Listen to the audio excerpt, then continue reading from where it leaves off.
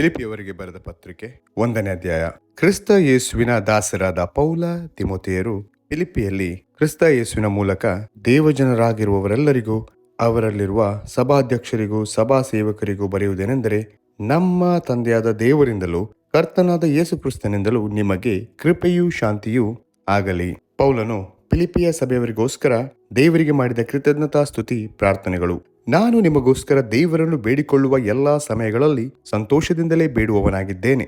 ನಾನು ನಿಮ್ಮನ್ನು ನೆನೆಸಿಕೊಳ್ಳುವಾಗೆಲ್ಲ ನೀವು ಮೊದಲಿನಿಂದ ಇಂದಿನವರೆಗೂ ಸುವಾರ್ತಾ ಪ್ರಚಾರದಲ್ಲಿ ಸಹಕಾರಿಗಳಾಗಿದ್ದೀರೆಂದು ನನ್ನ ದೇವರಿಗೆ ಕೃತಜ್ಞತಾ ಸ್ತುತಿ ಮಾಡುತ್ತೇನೆ. ಈ ಒಳ್ಳೆಯ ಕೆಲಸವನ್ನು ನಿಮ್ಮಲ್ಲಿ ಪ್ರಾರಂಭಿಸಿದಾತನು ಅದನ್ನು ನಡೆಸಿಕೊಂಡು ಯೇಸು ಕ್ರಿಸ್ತನು ಬರುವ ದಿನದೊಳಗಾಗಿ ಸಿದ್ಧಿಗೆ ತರುವನೆಂದು ನನಗೆ ಭರವಸೆ ಉಂಟು. ನಿಮ್ಮೆಲ್ಲರ ವಿಷಯದಲ್ಲಿ ಈ ಅಭಿಪ್ರಾಯವುಳ್ಳವನಾಗಿರುವುದು ನ್ಯಾಯವಾಗಿದೆ. ನಾನು ಬೇಡಿ ಬಿದ್ದಿರುವಾಗಲೂ ಸುವಾರ್ತೆಯ ವಿಷಯದಲ್ಲಿ ಉತ್ತರ ಹೇಳಿ ಸ್ಥಾಪಿಸುವಾಗಲೂ ನೀವೆಲ್ಲರೂ ನನ್ನೊಂದಿಗೆ ದೇವರ ಕೃಪೆಯಲ್ಲಿ ಪಾಲುಗಾರರಾಗಿದ್ದೀರೆಂದು ನಿಮ್ಮನ್ನು ಸಹ ಹೃದಯದಲ್ಲಿಟ್ಟುಕೊಂಡಿದ್ದೇನೆ. ಕ್ರಿಸ್ತ ಯೇಸುವಿಗಿರುವಂತ ಕನಿಕರದಿಂದ ನಿಮ್ಮೆಲ್ಲರಿಗೋಸ್ಕರ ಎಷ್ಟೋ ಹಂಬಲಿಸುತ್ತೇನೆ.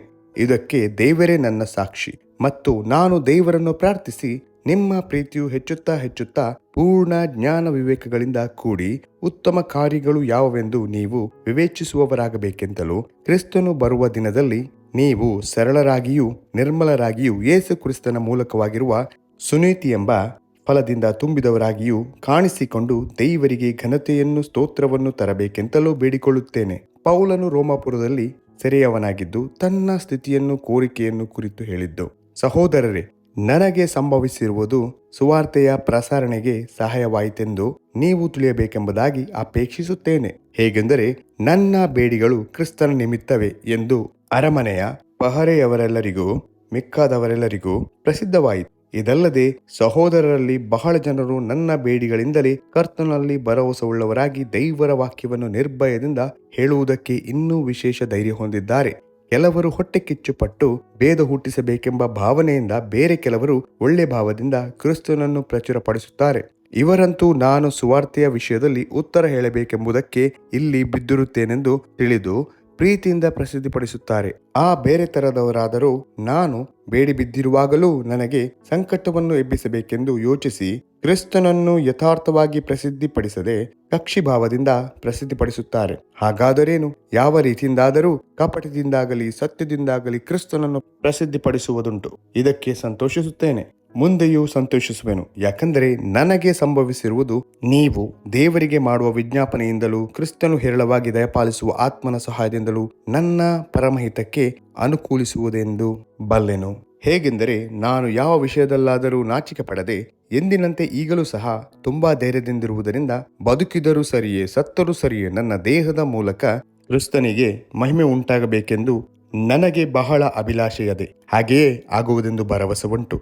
ನನಗಂತೂ ಬದುಕುವುದೆಂದರೆ ಕ್ರಿಸ್ತನೇ, ಸಾಯುವುದು ಲಾಭವೇ. ಶರೀರದಲ್ಲಿಯೇ ಬದುಕಬೇಕಾದಲ್ಲಿ ಕೆಲಸ ಮಾಡಿ ಫಲ ಹೊಂದಲು ನನಗೆ ಅನುಕೂಲವಾಗುವುದು. ಹೀಗಿರಲಾಗಿ ನಾನು ಯಾವುದನ್ನನುಸರಿಸಿಕೊಳ್ಳಬೇಕೋ ನನಗೆ ತೋರದು. ಈ ಎರಡರ ನಡುವೆ ಸಿಕ್ಕಿಕೊಂಡಿದ್ದೇನೆ. ಇಲ್ಲಿಂದ ಹೋಗಿಬಿಟ್ಟು ಕ್ರಿಸ್ತನ ಜೊತೆಯಲ್ಲಿರಬೇಕೆಂಬುದೇ ನನ್ನ ಅಭಿಲಾಷೆ. ಅದು ಉತ್ತಮೋತ್ತಮ. ಆದರೆ ನಾನಿನ್ನು ಶರೀರದಲ್ಲಿ ವಾಸ ಮಾಡಿಕೊಂಡಿರುವುದೇ ನಿಮಗೋಸ್ಕರ ಬಹು ಅವಶ್ಯವಾದದ್ದು. ಆದದರಿಂದ ನಿಮಗೆ ಕ್ರಿಸ್ತ ನಂಬಿಕೆಯಲ್ಲಿ ಅಭಿವೃದ್ಧಿಯೂ ಆನಂದವೂ ಉಂಟಾಗುವುದಕ್ಕೋಸ್ಕರ ನಾನು ಜೀವದಿಂದುಳಿದು ನಿಮ್ಮೆಲ್ಲರ ಬಳಿಯಲ್ಲಿರುವನೆಂದು ದೃಢವಾಗಿ ನಂಬಿದ್ದೇನೆ. ಹೀಗೆ ನಾನು ತಿರುಗಿ ನಿಮ್ಮಲ್ಲಿಗೆ ಬರುವುದರಿಂದ ನೀವು ಕ್ರಿಸ್ತ ಯೇಸುವಿನ ವಿಷಯವಾಗಿ ಉತ್ಸಾಹ ಪಡುವುದಕ್ಕೆ ನನ್ನಿಂದ ಅಧಿಕವಾದ ಆಸ್ಪದವಿರುವುದು. ಕ್ರೈಸ್ತರು ಸುವಾರ್ತೆಗೆ ಯೋಗ್ಯರಾಗಿ ನಡೆದುಕೊಳ್ಳಬೇಕೆಂಬ ಬೋಧೆ. ಹೇಗೋ ಕ್ರಿಸ್ತನ ಸುವಾರ್ತೆಗೆ ಯೋಗ್ಯರಾಗಿ ನಡೆದುಕೊಳ್ಳಿರಿ. ಆಗ ನಾನು ಬಂದು ನಿಮ್ಮನ್ನು ನೋಡಿದರೂ ಸರಿಯೇ, ದೂರದಲ್ಲಿದ್ದು ನಿಮ್ಮ ಸುದ್ದಿಯನ್ನು ಕೇಳಿದರೂ ಸರಿಯೇ, ನೀವು ನಿಮ್ಮ ವಿರೋಧಿಗಳಿಗೆ ಯಾವ ವಿಷಯದಲ್ಲಾದರೂ ಹೆದರದೆ ಒಂದೇ ಆತ್ಮದಲ್ಲಿ ದೃಢವಾಗಿ ನಿಂತು ಸುವಾರ್ತೆಯಲ್ಲಿಟ್ಟ ನಂಬಿಕೆಗೋಸ್ಕರ ಐಕ್ಯಮತದಿಂದ ಹೋರಾಡುವವರಾಗಿದ್ದೀರೆಂದು ನಾನು ತಿಳಿದುಕೊಳ್ಳುವೆನು. ನೀವು ಹೀಗಿರುವುದು ವಿರೋಧಿಗಳ ನಾಶನಕ್ಕೂ ನಿಮ್ಮ ರಕ್ಷಣೆಗೂ ದೇವರಿಂದಾದ ಪ್ರಮಾಣವಾಗಿದೆ. ಹೇಗೆಂದರೆ ಕ್ರಿಸ್ತನ ಮೇಲೆ ನಂಬಿಕೆ ಇಡುವುದು, ಆತನಿಗೋಸ್ಕರ ಬಾಧೆಯನ್ನು ಅನುಭವಿಸುವುದು ನಿಮಗೆ ಅನುಗ್ರಹವಾಗಿ ದೊರೆಯಿತು. ಹೀಗೆ ನೀವು ನನ್ನಲ್ಲಿ ಕಂಡಂತ ಮತ್ತು ಈಗ ನನ್ನಲ್ಲಿರುವುದಾಗಿ ಕೇಳುವಂತ ಅದೇ ಹೋರಾಟವು ನಿಮಗುಂಟು ಎಂಬುದೇ.